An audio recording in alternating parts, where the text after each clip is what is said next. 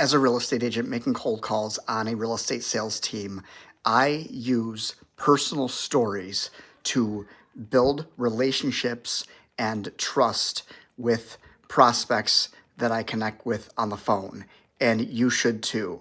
So, for example, what I do is there's something that you might not know about me, and that is that I have a condition called hydrocephalus, or water on the brain is the layperson's term for it. So, I was born with that condition.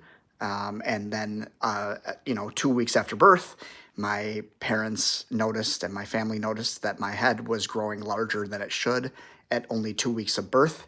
So they figured something was wrong. They took me to the doctor, and it turned out that I had this condition, hydrocephalus.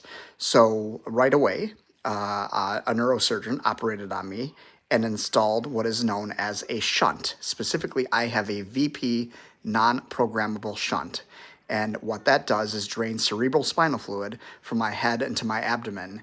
And I also suffered some health consequences as the result, and some learning disabilities and some hand-eye coordination issues.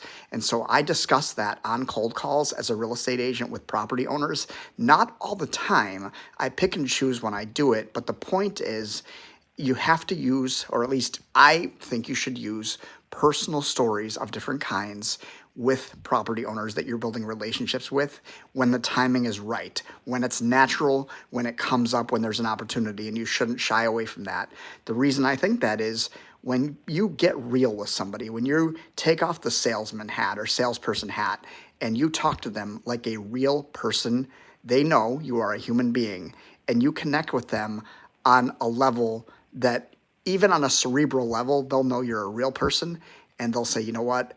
Like, I trust this person because they opened up to me. They might not intellectually tell themselves that in their brain, like on a super conscious level, but think about it. Like, when somebody you're having a very formal relationship with because you don't know them is trying to sell you something, or they're trying to talk about their product or service, even if they're not being super salesy, if they were to drop their guard completely and tell you something extremely personal about them that potentially related to what you guys were talking about in the first place, that can go a long way.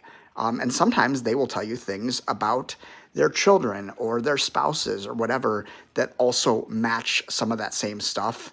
And you can really go deep with your relationships. If you're not doing this, I believe you're doing it wrong. If you are doing this, I think you should continue to do it. I'd love to know what you guys think, whether or not that's been helpful by telling personal stories to your prospects on real estate sales calls.